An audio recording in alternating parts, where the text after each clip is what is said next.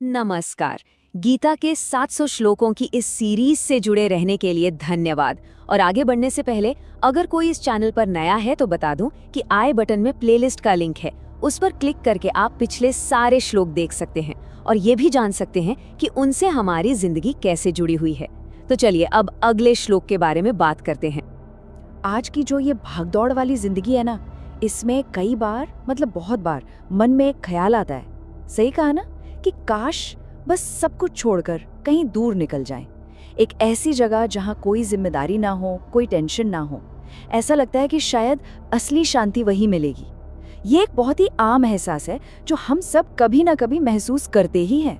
तो मजे की बात ये है कि हमारी जो ये आज की उलझन है ना, इसका जवाब हजारों साल पहले ही भगवान कृष्ण ने अर्जुन को दे दिया था। चलिए देखते हैं कि गीता का ये प्राचीन ज्ञान हमारी आज की इस दुविधा पर क्या कहता है।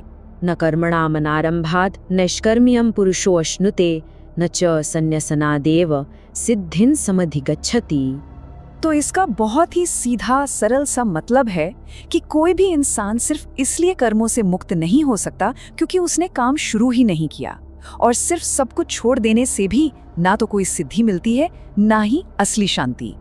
तो यहाँ पे ना भगवान कृष्ण बहुत साफ साफ दो ऐसे रास्तों की बात कर रहे हैं जो लोग अक्सर शांति पाने के लिए चुन तो लेते हैं, पर असल में वो रास्ते मंजिल तक नहीं पहुँचाते। चलिए समझते हैं ये दो भ्रामक रास्ते क्या हैं। तो देखिए, पहला रास्ता है कर्म से ही भाग जाना, मतलब काम ही नहीं करना। कृष्ण कहते हैं भाई इससे तो कर्मों से छुटकारा मिलने से रहा। और दूसरा रास्ता वो है सिर्फ त्याग का दिखावा करना, मतलब मन के अंदर तो सारी इच्छाएं पल रही हैं पर बाहर से दिखा रहे हैं कि सब छोड़ दिया है। इससे भी न तो कोई सिद्धि मिलती है न सच्ची शांति। ये दोनों ही एक तरह के भ्रम है। तो मतलब बिल्कुल साफ है, काम से भागना कोई सल्यूशन है ही नहीं। कृष्ण अर्जुन को तो बता ही रहे हैं, पर उसके जरिए वो हम सबको यही कह रहे हैं कि अपनी जिम्मेदारियों से, अपने कर्तव्यों से मुंह मोड़ लेना ये कोई हल नहीं है। इससे ना तो कर्मों के बंधन कटते हैं और ना ही मन को सच्ची वाली शांति मिलती है। तो सवाल उठता है कि भाई सही रास्ता आखिर है क्या? अगर काम से भागना भी गलत है और सिर्फ छोड़ने का दिखावा करना भी गलत है, तो फिर करना क्या चाहिए?